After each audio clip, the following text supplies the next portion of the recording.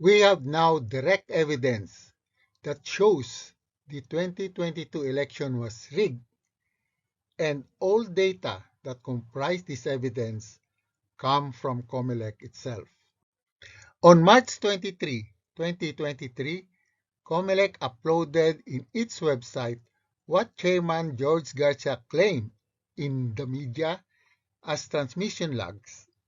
It deceitfully turned out to be reception logs, a list of VCM received in the May 9, 2022 election. We immediately questioned the starting time of the reception of 19:08:50 or 7:08 and 50 seconds because the COMELEC general instructions require 9 major tasks to accomplish before any VCM transmission can be made. It takes at least 19 minutes after the voting closed at 7 p.m. The earliest time that VCM transmission can be received by the transparent server would be 7:19 p.m. and not 7:08 p.m. Let us time how long it takes to print one copy of the national election results. Please take note that we will start at 39:05. And automatically print the election returns. Ito na yung 8 copies ng ER natin. So 8 copies ng ER. Ito na po yun. So una niyang ipiprint is yung National Election Return. So ayan na po yung laman ng ER natin.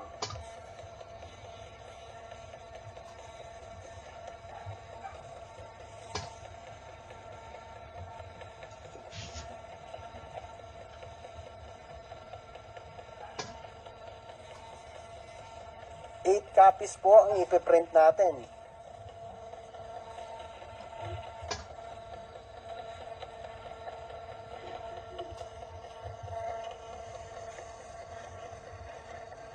Okay, ano yung indicator na tapos na yung isang part?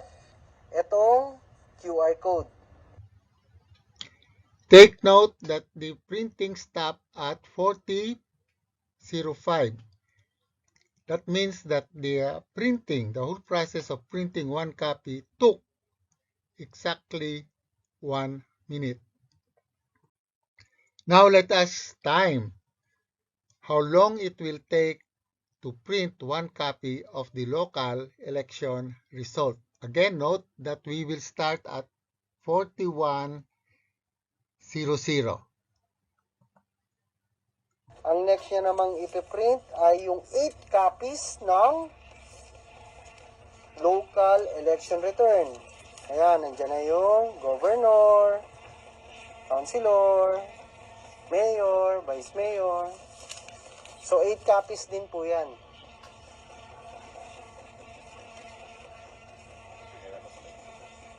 Mas maiksi siya. So ang indicator again, natapos na yung ER, yung QR code. Okay, it took 30 seconds to print one copy of the local election result. It takes 1 minute to print one copy of the national election result. The required printing of 8 copies would take, of course, 8 minutes. We saw that one copy of the local ER takes 30 seconds to print. The required printing of 8 copies would take 4 minutes. Since the other major tasks takes around 7 minutes to perform, the total time from closing the voting to the transmission of the ER would take 19 minutes. The earliest time that the transparency server will be receiving VCM transmissions of the ERs would be then 7:19 p.m. and not 7:08 p.m. as indicated in the reception logs shown by COMELEC on March 23, 2023. The printing of election returns always starts with what we call the date time stamp. In this case, the date is May 9, 2022, and the time is 19:18:27 or 7:18 p.m. 27 seconds. It also contains the precinct ID, in this case 290-329. However, it all in the reception logs shown by COMELEC on March 23, this same ER was received by the transparent server at 19:11:21 or 7:11 p.m. 21 seconds.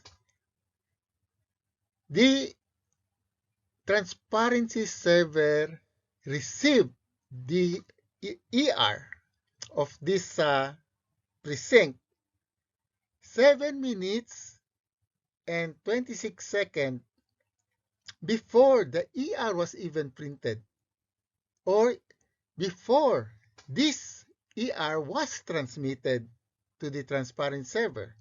How is that possible? Now here is another ER from the BCM at Tayac, Bantay, Ilocos Sur with precinct ID 290-342, and this ER was printed at 20:34:15 or 8:34 p.m. and 15 seconds. This ER was received by the transparency server at 19:24:45 seconds or 1 hour 9 minutes 20 seconds before the ER was printed.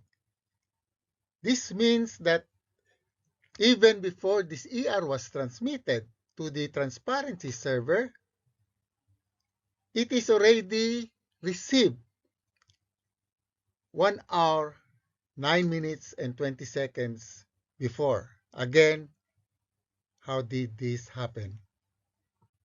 Another precinct at Barangay Putatan, Muntinlupa, printed this ER at 19:27:01 or 7:27 p.m. and 1 second. This ER was received by the transparent server at 19:24:29 seconds or 2 minutes 32 seconds before the ER was printed. In other words, the transparent server received this ER before the ER was even transmitted. Another case of a VCM at Barangay Alabang Village, Muntinlupa, that printed this ER at 19:41:18.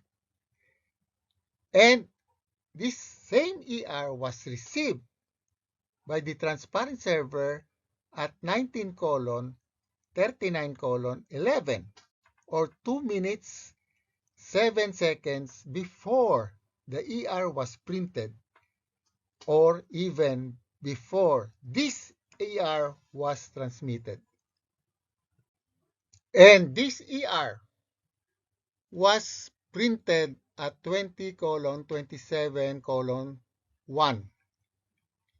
And again, the transparent server received this same ER at 19:47:37 or 39 minutes 24 seconds before the ER was printed. Again, this ER was printed at 22:03:39 seconds. And again was received by the transparent server at 20:40:20 seconds, or 1 hour 59 minutes, almost 2 hours before the ER was printed. This ER was printed at 19:52:28 and received by the transparency server at 19:20:58, or 31 minutes 30 seconds before the ER was printed. And this ER from Barangay Silangan, Rizal was printed at 23:33:20 seconds.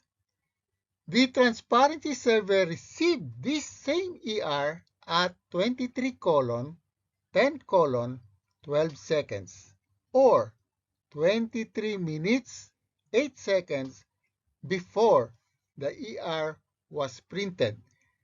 This transparent server was receiving or was bringing out results of the election to the public faster than what the VCM are transmitting to it. Miracles do happen in Philippine election. We all know that when you transmit a message, the receiver will always receive it after you have transmitted it. Never, it will be a miracle if the receiver received your message before you even transmitted it. On October 18, 2022, COMELEC came out with this accumulated VCM transmission graph that they showed the public in a forum. It is the COMELEC who plotted this graph, the blue line presented here. And they even proudly said that they have improved the automated election system, that the transmission peaked at the second hour. But this is in sharp contrast with the transparency server count that peaked in the first hour as shown on May 9 at 8:02 p.m. And in fact, the logs, the reception logs shown to the public that was uploaded in the website of COMELEC really showed that the transparent server peaked at the first hour, and the 20 million, which we thought was unbelievable, was really counted in the 8:02, no? That was clearly shown in the reception log given to us. But they could not explain why in the 2 hours between 7 and 9, the transparency server was counting more ERs received than what are actually being transmitted by the VCM. And that can be explained by the ERs that we showed in the previous slides, where some of those VCM transmitted in a later hour but were included in this 2-hour period. All election returns carry with it the data, the number of voters who actually voted in that precinct, in this case in Barangay San Andres Tarlac, with precinct ID 691,745. And here it is shown that the numbers of actual voters is 681, which correspond exactly to what was shown in the transparency server, 681, coming from the precinct with the same ID number. However, the transparency server received it about 2 hours before this VCM transmitted to it. 2 hours. Alam na nila kung ano ang resulta nitong presintong ito. 2 oras. This means that the transparency server or someone manipulating it exactly knows what the different VCM will be transmitting to it so that they can preload the transparency server to make the first hour count very, very big, no? And that first hour count of 20 million already determines who are the winners, no? Tapos ng boxing nung first hour na yon. But you can see here that it is really fabricated. In other words, how did the transparency server know 2 hours before the transmission that this precinct will be transmitting 681? And in the last page of the reception logs, where it is shown that there were 106,023 VCM that transmitted.